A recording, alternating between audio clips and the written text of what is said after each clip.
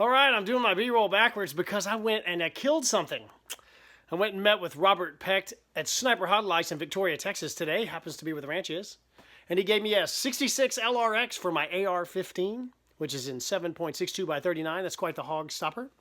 Well, we mounted it on my gun, got it all set up, and I went out and blasted a pig with it first. And then I got to do B-roll. So I may drive my truck over this thing slowly. I may slam a door, and I may show the action cocking. No, that's not happening. Stay tuned.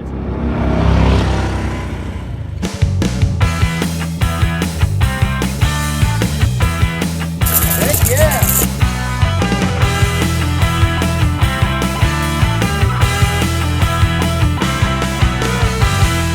Oh yeah, by the way, makes your AR look pretty cool. Ranch Fairy out. All right, so I can't really show how bright this thing is. It's unbelievable. On the video, I'm 150 yards away when I see the pig, and it's pretty easy to see it's a pig.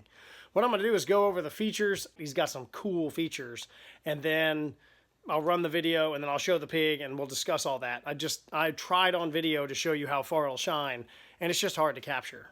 Let me tell you what, the darn thing is just unbelievable. It's unbelievable. It's like nothing I've ever said. And second, because the light is on the gun, because the light is mounted on the rifle, it's shining light and your scope is perfectly clear.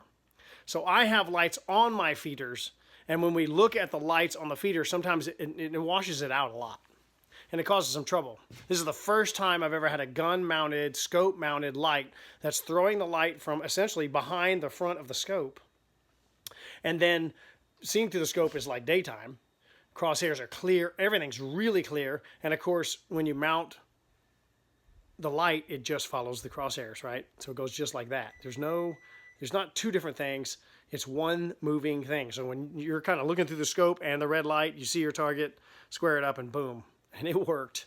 Awesome. Poor pig. Dark out here. There's a shipping container in the picture, right in the dead center of the frame. And that is on a pretty broad flood. It's about 60 yards. And then if you tighten up the flood, you can see in the container, if I get the camera to focus on the container, see how clear that is? With white light, I wasn't having that much success. That's about 60 yards. And you can really suck it up. And then if I focus my camera right, you can see that the scooter's in there and just hanging out. So it's a pretty incredible light. We'll roll over here. There's not much to see.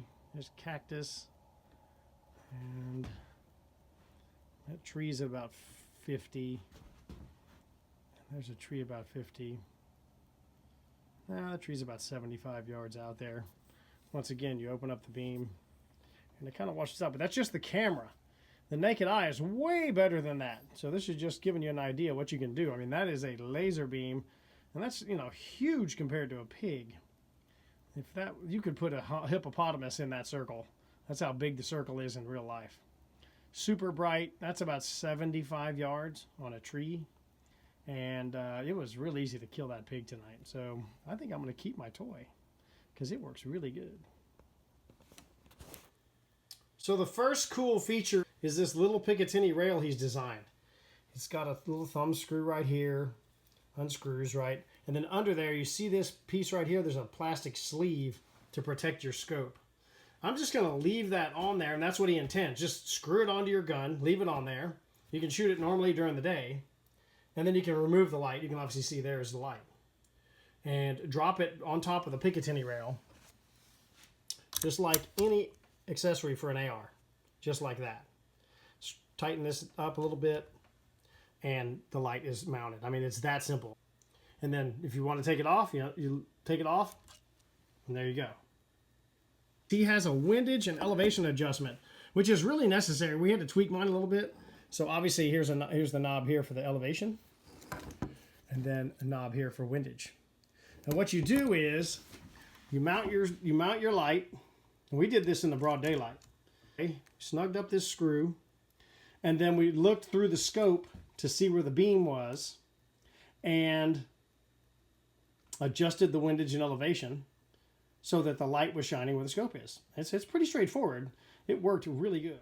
Videoing at night is really difficult. So the clip of the hunt that's coming up, the camera was having trouble focusing on what it was seeing. It was seeing the grass, and it was seeing there's a little bit of fog in the air that was hanging from the temperature inversion, and it couldn't see the pig and the grass, so the camera's it's a little fuzzy.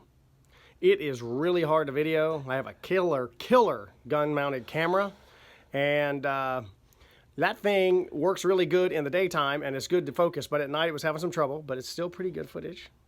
And you hear the thwop. Listen for the bullet to hit, because that is always awesome. Here we roll. I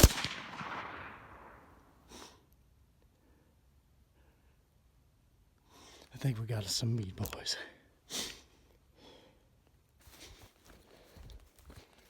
Yep.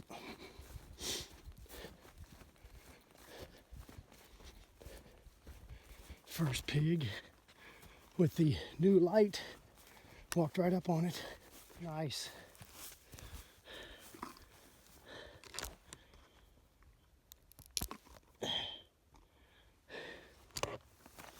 Down and down. First one with the new light.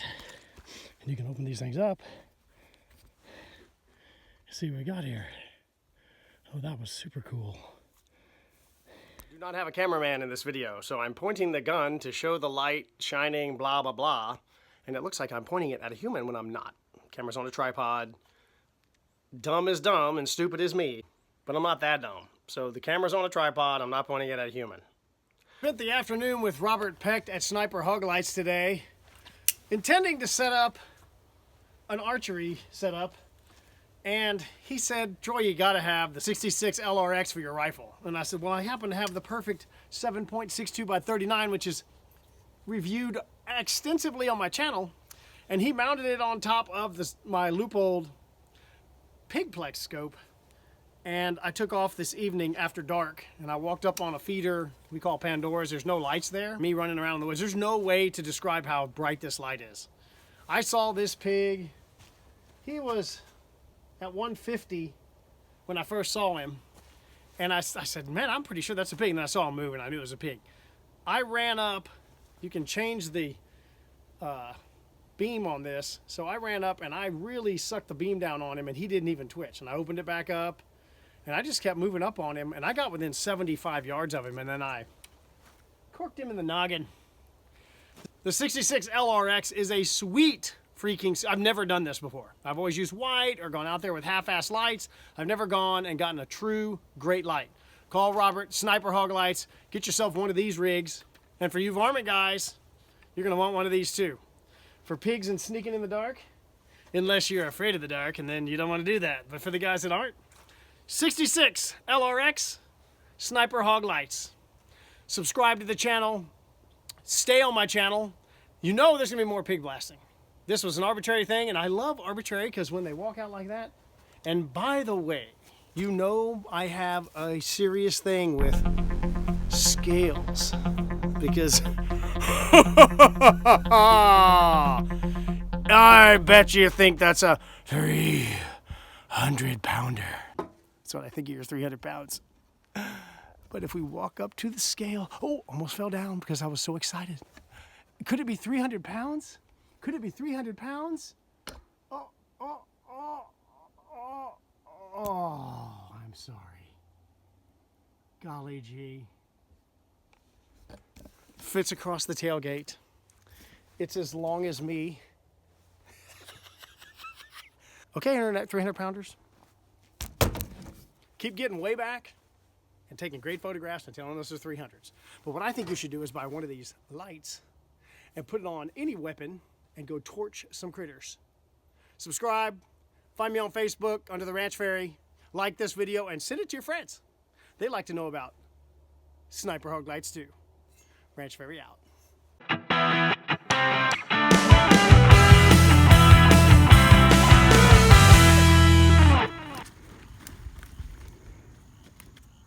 It's a big one! Woo!